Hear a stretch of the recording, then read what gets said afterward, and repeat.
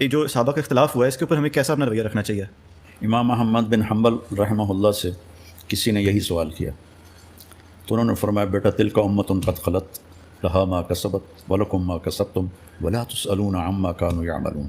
بیٹا وہ لوگ تھے جو گزر گئے، جو اچھا کیا ان کو ملے گا، جو برا کیا ان کے سر پہ پڑے گا، اور تم سے نہیں پوچھا جائے گا کہ وہ کیا کرتے تھے۔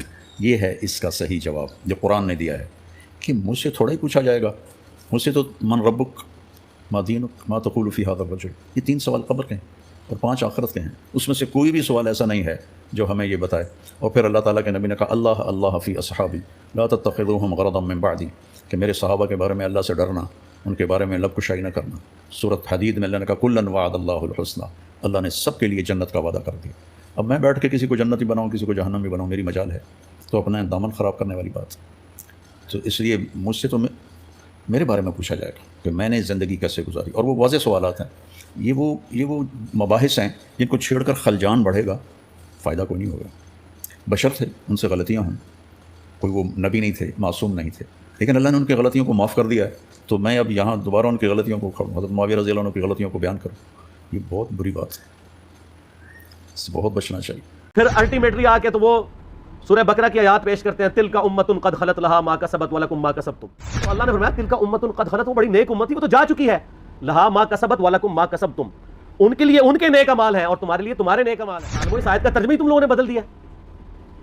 یہ تو کانٹیکسٹ سٹارٹ ہو رہا ہے کہ یہودی کہتے تھے ہم ابراہیمی ہیں، ہمیں ابراہیم کی نسبت کام آ جائے گی۔ تو جب آپ کی جنت اور دوزخ کا فیصلہ اس کے اوپر ہو رہا ہے تو پوچھا کیوں نہیں جائے گا؟ ہم بھی کہتے ہیں ہاں پوچھا جائے گا، بالکل پوچھا جائے گا۔ سورہ تکاثر میں آتا ہے نا ثم لتسألن یومئذ عن النعیم، پھر اس قیامت کے دن تم سے ہر نعمت کے بارے میں پرسش۔ المستدرک الحاکم میں صحیح سند کے ساتھ حدیث ہے انٹرنیشنل نمبر کے مطابق 4712 کہ نبی علیہ السلام نے فرمایا اگر کوئی شخص پوری زندگی حجر اسود اور مقام ابراہیم کے درمیان نمازیں پڑھتا رہے اور روزے رکھتا رہے اور قیامت والے دن اللہ سے اس حال میں ملاقات کرے کہ ہم اہل بیت کا بغض اس کے دل میں ہوا تو اللہ اسے ضرور دوزخ میں داخل کرے۔ اگر اہل بیت کا بغض نمازوں کے باوجود، اور عام نمازیں نہیں، حجر اسود اور مقام ابراہیم کے درمیان اور روزے رکھنے کے باوجود آپ کو دوزخ میں لے جا سکتا ہے، تو کیوں نہیں پوچھا جائے گا؟ ایک کہانیاں بند کرو۔ وہ تو سکوت کا مطلب یہ کہتے ہیں کہ آل امیہ کو آپ ننگا نہ کریں، اہل بیت کی آپ جتنی مرضی گستاخیاں کر لیں، ان کے دشمنوں کو جتنا مرضی بڑھا چڑھا کے بیان کریں، اس پہ یہ راضی۔ 10 محرم کے دن ہی اللہ تعالیٰ نے سیدنا آدم علیہ السلام اور سیدہ حوا کی ملاقات کروا دی تھی۔ اس کے علاوہ کئی اور واقعات آپ کو ملتے ہیں، اس ڈیٹیل میں جانے کے لیے ضرورت نہیں ہے۔ اس قسم کی آپ نے اگر میٹھی میٹھی باتیں سننی ہو تو طارق جمیل حافظہ اللہ تعالیٰ کے آج کل کافی کلپ چڑھے ہیں، وہ آپ دیکھ لیں۔ ہم نے تو یہاں پہ تحقیقی باتیں کرنی ہوتی ہیں، تو اس لیے میں ان چیزوں میں ٹائم لگا کے اپنی بات کا رخ اور طرف نہیں لے کے جانا چاہتا۔ تو یہ جناب محرم کی اہمیت ہے، اور کربلا کے اعتبار سے تو ظاہر ہے کہ پھر اہمیت بڑھ گئی کہ مسلمان دیکھیں اس پہ تو اجماع کر چکے ہیں کہ پوری دنیا کے مسلمان محرم کے مہینے میں جو ہے وہ کربلا کو یاد کرتے ہیں۔ کوئی اس دن ماتم کر کے یاد کرتا ہے، کوئی اس دن فضائل اہل بیت سنا کے یاد کرتا ہے، کوئی اس دن یزید کے فضائل سناتا ہے۔ تو اپنا اپنا کام سارے ڈیوٹی پوری کر رہے ہیں، ٹھیک ہے۔ تو نصیب والوں کا حصہ ہے، اللہ تعالیٰ ہمارا خاتمہ اہل بیت کے ساتھ فرمائے، قیامت والے دن ہمیں معشور فرمائے ان کے ساتھ، آمین، اور ان کی محبت پہ ہمارا خاتمہ فرمائے، آمین۔ جی جناب۔ اسی سے متعلق دوسرا سوال یہ ہے کہ ایک عام جو مسلمان ہے اس کو محرم الحرام کے مہینے میں کیا کوئی خاص نیکی، نماز وغیرہ اس طرح کی کوئی چیزیں ثابت ہیں جو محرم الحرام میں کرنی چاہیے؟ یہ کافی ساری روایتیں ملتی ہیں جی، اتنے نفل پڑھیں 10 محرم کے دن، روزہ رکھیں، اتنے پیسے خیرات کر دیں، یہ سب کی سب چیزیں گھڑی ہوئی ہیں۔ جو چیز ملتی تھی وہ میں نے بتا دی ہے کہ وہ 10 محرم کا روزہ ہے، اور اب تو ہم نے 9 اور 10 دونوں کا رکھنا ہے۔ باقی اس دن اور ایکٹیویٹیز یہی ہیں کہ آپ ہماری ویڈیوز شیئر کروائیں، لوگوں کو بتائیں کہ اس دن کتنا بڑا واقعہ امت پہ افتاد ٹوٹی ہے، اتنی بڑی دراڑ پڑی ہے کہ جو آج تک یعنی فل ہونے کا نام نہیں لیتی۔ اللہ کا شکر ہے ہماری ویڈیوز کی برکت سے اب اس کی ہیلنگ شروع ہو گئی ہے۔ ہیلنگ ضروری ہے، ورنہ تو امام مہدی علیہ السلام سنی میں آگے تو شیعہ نے انکار کر دینا ہے، شیعہ میں آگے تو سنیوں نے انکار کر دینا ہے۔ تو یہ ضروری ہے کہ امام مہدی کے آنے سے پہلے پہلے یہ سنی شیعہ کی تفریق اور اس کے اندر بھی جو سب ڈویژنز ہیں وہ ختم ہو کے لوگ جھوم جھوم کے کہیں کہ نہ میں وہابی، نہ میں بابی، میں ہوں مسلم علمی کتابی. نہ ہم سو کالڈ وہابی ہیں، کوئی علمی بات کر دے اسے وہابی کا تانا دیتے ہیں، اور نہ ہم بابوں کا دفاع کرنے والے باب بھی ہیں. ہم عام سے مسلمان ہیں علمی کتابی. تو یہ کرنا چاہیے. باقی جو خلاف شرع ایکٹیویٹیز ہیں وہ نہیں ہونی چاہیے. میں تو ان چیزوں کو کنڈیم کرتا ہوں. پروگرام کروائیں، مجالس کروائیں، اس میں اہل بیت کا ذکر کریں، بالکل اجتہاداً یہ ٹھیک ہے. ربیع الاول شریف میں نبی علیہ السلام کا مبارک ذکر کریں، بالکل ٹھیک ہے. میں نے بتایا سب کے سب کر رہے ہیں. اب بڑا دکھ ہوتا ہے. اب یہ پچھلے دنوں آپ دیکھیں، پرسوں جمعہ تھا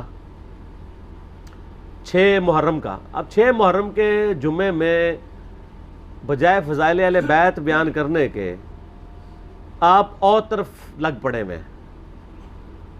خصوصاً اہل حدیث کی آپ ممبروں سے دیکھیں گے تو وہ شیعہ کے خلاف تقریریں کر رہے ہوں گے، اور محرم کے چاروں جمعے اسی پہ گزار دیں گے. تو پھر اہل بیت کا ذکر کب آئے گا؟ اس کے اوپر کیوں نہیں ٹائم لگاتے؟ آپ کریں، اپنی بڑھاس نکالیں. اگر شیعہ کو حق ہے تو آپ کو بھی حاصل ہے، کریں آپ ضرور. لیکن اہل بیت کو اگر آپ آن کرتے ہیں تو ان کا بھی ذکر خیر کر لیں. ٹوٹل آپ کے اسی اوپر لگا ہوا ہے. اور جناب آپ عظمت صحابہ، اور عظمت صحابہ سے مراد خلفۂ راشدین نہیں ہوتے، وہ 2-3 بندے ہی ہیں جن کی عظمت کی ان کو فکر پڑی ہوئی ہے. ٹھیک ہے، جن کی عظمت بخاری اور مسلم میں بڑے اچھے طریقے سے بیان ہوئی ہے، وہ میرا واقعہ کربلا والا ریسرچ پیپر پڑھ لیں. زیادہ میں زبان درازی نہیں کرتا. میرا یوٹیوب پہ ایک کلپ ہے، لاکھوں لوگوں نے دیکھا ہے، رپلائی ٹو مولانا الیاس قادری اون حضرت معاویہ رضی اللہ تعالیٰ عنہ. اس میں نے وہ ساری عظمتیں کھول کے بیان کی ہیں، وہ آپ دیکھ لیجیے گا. بخاری مسلم کی روشنی میں، اصول الکافی کی روشنی میں نہیں. اور دوسرا، صرف اس معاملے میں کیوں سکوت اختیار کریں؟ وہ کہتے ہیں نہیں، اس لیے دیکھیں جی کربلا ہو چکی، کام ختم ہو گیا. اثرات تو آج تک ہیں. وہ تو پھر غزوہ بدر بھی ہو چکی ہوئی ہے، تو رمضان شریف میں آپ غزوہ بدر کے اوپر کیوں جمعے پڑھاتے ہیں؟ ختم کریں، غزوہ احد پہ ختم کریں. میلاد کے بھی سب کچھ پروگرام ختم کریں. نبی علیہ السلام پیدا ہوئے تھے، فوت ہو چکے، جنتوں میں زندہ ہیں، لیکن اب دنیا میں تو نہیں ہے.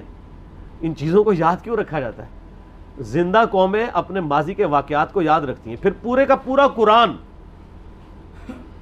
انسانی تاریخ کے کتنے بڑے بڑے واقعات بتاتا ہے جو ختم ہو چکے ہیں. برادران یوسف فوت ہو چکے ہیں، لیکن آج تک قرآن میں عبرت کے لیے انہوں نے جو کچھ اپنے بھائی کے ساتھ کیا. اور برادران یوسف وہ صحابی ہیں جن کا باپ بھی پیغمبر ہے، بھائی بھی پیغمبر ہے، ڈبل صحابی ہیں، لیکن آج بھی ان کی مثال دی جاتی ہے. تو کوئی اسے یہ نہیں سمجھتا کہ گستاخی ہو گئی ہے. پھر الٹیمیٹلی آ کے تو وہ سورہ بقرہ کی آیات پیش کرتے ہیں، تلک امۃ قد خلت لہا ما کسبت ولکم ما کسبتم. تو اللہ نے فرمایا تلک امۃ قد خلت، وہ بڑی نیک امت تھی، وہ تو جا چکی ہے. لہا ما کسبت ولکم ما کسبتم، ان کے لیے ان کے نیک اعمال ہیں اور تمہارے لیے تمہارے نیک اعمال ہیں.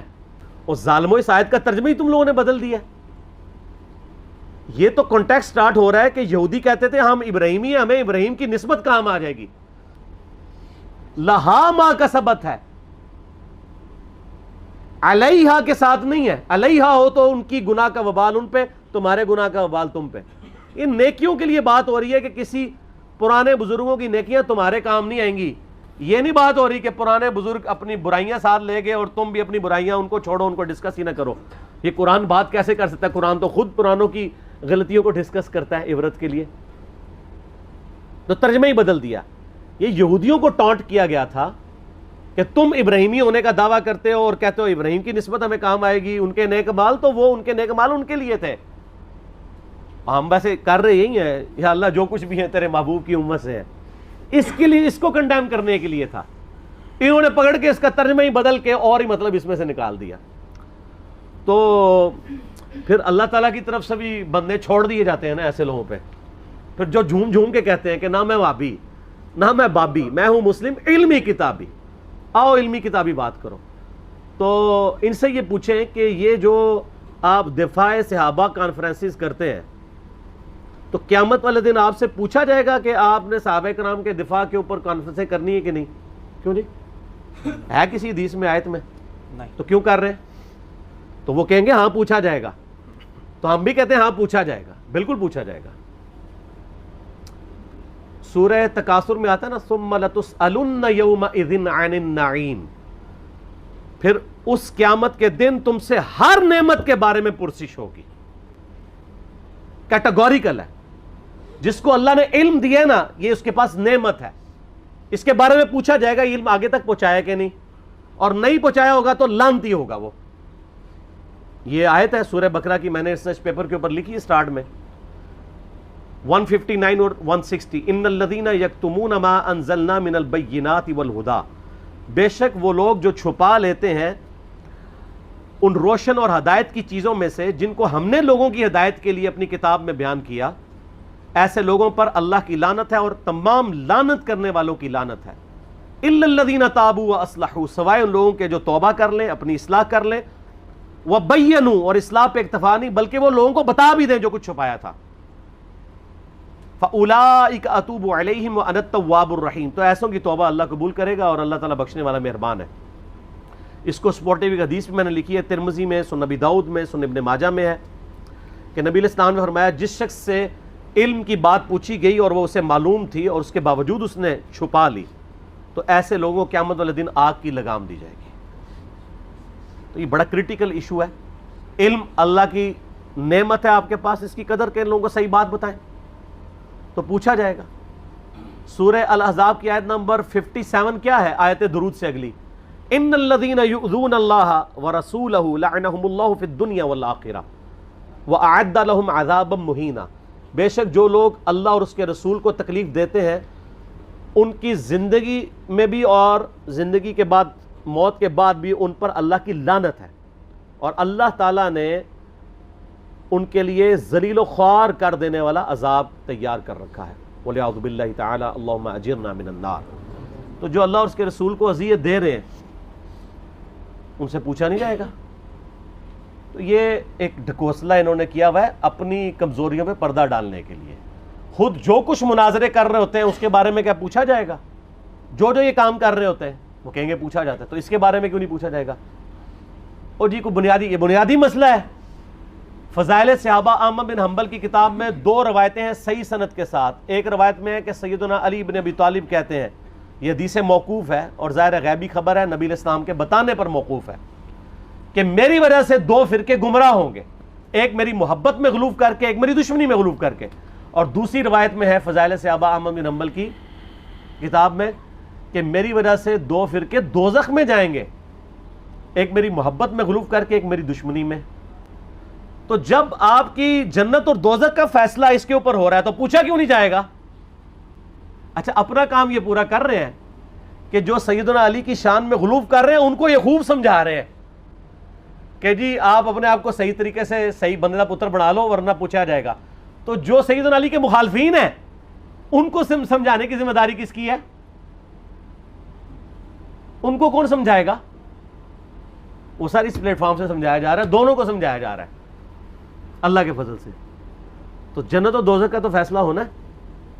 پھر جو صحیح مسلم کی حدیث ہے 240 انٹرنیشنل نمبر کے مطابق، علی سے محبت نہیں رکھے گا مگر مؤمن، علی سے بغض نہیں رکھے گا مگر منافق۔ تو آپ کے ایمان کا لٹمس ٹیسٹ ہی جو ہے وہ محبت علی ہے، تو جنت اور دوزخ کا فیصلہ اس کے اوپر نہیں ہونا۔ پھر غدیر خون کی حدیث جو صحیح مسلم میں 6225 سے 6228 تک ہے، آپ علیہ السلام کا آخری خطبوں میں سے ایک خطبہ ہے وفات سے 2.5 مہینے پہلے خم نامی گاؤں میں۔ اس میں کیا الفاظ ہیں؟ اے لوگو آگاہ ہو جاؤ، میں بھی ایک انسان ہوں، قریب ہے کہ اللہ کا قاصد یعنی موت کا فرشتہ میرے پاس آئے اور میں اس کی دعوت قبول کر لوں۔ میں اپنے بعد تم میں 2 بھاری چیزیں چھوڑ کے جا رہا ہوں، ان میں سے پہلی چیز اللہ کی کتاب ہے، اس میں ہدایت ہے، اس میں نور ہے، تم اللہ کی کتاب کو پکڑو، اپنا تعلق اس کے ساتھ مضبوط کرو۔ اللہ کی کتاب اللہ کی رسی ہے، جو اسے پکڑے گا ہدایت پہ ہوگا، جو چھوڑ دے گا گمراہ ہو جائے گا۔ اور دوسری بھاری چیز میرے اہل بیت ہیں۔ پھر 3 دفعہ آپ علیہ السلام نے فرمایا میں اپنے اہل بیت کے معاملے میں تمہیں اللہ کا خوف دلاتا ہوں، میں اپنے اہل بیت کے معاملے میں تمہیں اللہ کا خوف دلاتا ہوں، میں اپنے اہل بیت کے معاملے میں تمہیں اللہ کا خوف دلاتا ہوں۔ جب نبی علیہ السلام آپ کو ڈرا رہے ہیں وہاں تو کسی نے کہا یا رسول اللہ اہل بیت کے بارے میں پوچھا جائے گا؟ پھر المستدرک الحاکم میں صحیح سند کے ساتھ حدیث ہے انٹرنیشنل نمبر کے مطابق 4712 کہ نبی علیہ السلام نے فرمایا اگر کوئی شخص پوری زندگی حجر اسود اور مقام ابراہیم کے درمیان نمازیں پڑھتا رہے اور روزے رکھتا رہے اور قیامت والے دن اللہ سے اس حال میں ملاقات کرے کہ ہم اہل بیت کا بغض اس کے دل میں ہوا تو اللہ اسے ضرور دوزخ میں داخل کرے گا۔ اگر اہل بیت کا بغض نمازوں کے باوجود، اور عام نمازیں نہیں، حجر اسود اور مقام ابراہیم کے درمیان اور روزے رکھنے کے باوجود آپ کو دوزخ میں لے جا سکتا ہے، تو کیوں نہیں پوچھا جائے گا؟ ایک کہانیاں بند کرو۔ اصل میں ان بیچاروں کا بھی قصور نہیں، ان کے بڑے بزرگ بھی ان کو کہانیاں کراتے رہے، انہوں نے وہی کہانیاں سن کے تو آگے بیان کی۔ ان کو کیا پتا تھا کہ آگے تو مسئلہ کھڑا ہو جائے گا، آگے تو ہر جگہ ہی آواز آ رہی ہے کہ نہ میں وہابی، نہ میں بابی، میں ہوں مسلم علمی کتابی۔ ان کے تو گاٹے فٹ ہوگی یہ چیز۔ تو یہ اتنی ساری آیات اور احادیث اس بات کا ثبوت ہے کہ یہ سچائی ہے، اور یہ سکوت کا صرف آپ کو کہتے ہیں، جو بکواسات کر رہے ہوتے ہیں ان کو نہیں کہتے۔ مودودی صاحب کے پیچھے پنجے جھاڑ کے پیچھے پڑ گئے، جی مودودی صاحب نے خلافت و ملوکیت لکھ کے مصیبت کھڑی کی۔ اور بھائی جو آپ کے روحانی ابا جی محمود احمد عباسی صاحب منکرین حدیث میں سے تھے، جنہوں نے خلافت معاویہ اور یزید کتاب لکھ کے سیدنا علی کی گستاخیاں کی، حسین ابن علی کی گستاخیاں کی علیہم السلام، اس کے جواب میں خلافت و ملوکیت آئی ہے۔ کہتے نہیں ایویں لکھ دی، ایویں نہیں لکھی، جواب میں لکھی ہے۔ اور پھر سعودیہ کی فنڈنگ کے بعد یہاں پہ لوگوں نے جب حسین ابن علی کو نیچے کرنا شروع کیا اور یزید کو اوپر اور یزیدی پارٹی کو اوپر کرنا شروع کیا، تو پھر 5B آ گیا۔ آپ دیکھیں کبھی بھی انیشیٹو اہل بیت کے چاہنے والوں کی طرف سے نہیں لیا جاتا، یہ تو ہم جواب والی سائڈ پہ بیٹھے ہوتے ہیں، ہمیشہ یہ پنگا لیتے ہیں، ہم جواب دیتے ہیں، جب جواب دیتے ہیں ان کی ہوتی ہے ٹھکائی، پھر یہ کہتے ہیں سکوت اختیار کر لیں۔ سمجھ آ گئی آپ کو پوری گیم؟ یہ سکوت کا بات یہ کرتے ہی اس لیے ہیں کہ ان کی ہوتی ہے ٹھکائی، ان کو تو یہ حدیثیں ضمنی نہیں ہوتی ہیں، اب یہ اپنے عوام کو منہ نہیں دکھا سکتے، پھر ان کو بڑی مصیبت کھڑی ہو جاتی ہے کہ اب کیا کریں، کس طریقے سے اب قابو کریں، تو آخری حل یہ ہے سکوت اختیار کر لیں۔ سکوت آپ لوگوں نے تو کوئی نہیں اختیار کیا ہوا۔ آپ کے سامنے جب صحابہ کرام کی توہین ہوتی ہے تو آپ کیوں شیعہ کو سمجھاتے ہیں؟ سکوت اختیار کریں نا، کون سا آپ سے قیامت دن پوچھا جائے گا؟ یہ میں الزامی طور پہ بات کر رہا ہوں۔ اور آپ کے بڑے بزرگ سیدنا علی اور حسین ابن علی کی گستاخیاں کریں، ان سے اپنے بغض کا اظہار کریں، جب ہم ان کو سمجھائیں تو ہمیں کہتے ہیں آپ سکوت اختیار کریں۔ تو سر یہ 2 نمبر پالیسی چھوڑ دیں۔ میں نے پہلے بھی ان کو کہا ہے کہ لوگ گھاس کھانا چھوڑ چکے ہیں، پہلے لوگوں کو آپ نے بے زبان بھیڑے بنایا ہوا تھا، اب لوگوں کے ہاتھ میں قرآن و حدیث آ گیا، اور اس ریسرچ پیپر کے بعد تو یقین کریں ان کے پلے کوئی شے نہیں رہی ہے۔ یہ ریسرچ پیپر آپ ضرور منگوا کے پڑھیں، ایکسٹرا آرڈنری ریسرچ پیپر ہے، انشاءاللہ آپ کو معاملات کلیئر ہو جائیں گے انشاءاللہ تعالی۔